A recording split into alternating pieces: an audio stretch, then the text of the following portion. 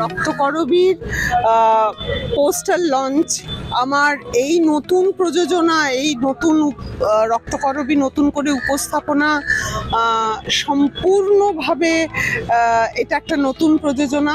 এবং আমার যে দীর্ঘ জার্নি রক্তকরবীর সঙ্গে, ক্লাস 10 থেকে শুরু করেছিলাম, যখন তৃপ্তি মিত্র আমাকে নন্দিনী হিসেবে প্রথম নির্বাচন করেছিলেন এবং তারপরে গৌতম হালদার, এই পুরো জার্নিটার পরে আজকের এই প্রযোজনা একেবারে সম্পূর্ণ আলাদা। গৌতম হালদারের প্রযোজনার কোনো মিল নেই আবার এই প্রযোজনার সঙ্গে, তৃপ্তি মিত্রর প্রযোজনারও কোনো মিল নেই।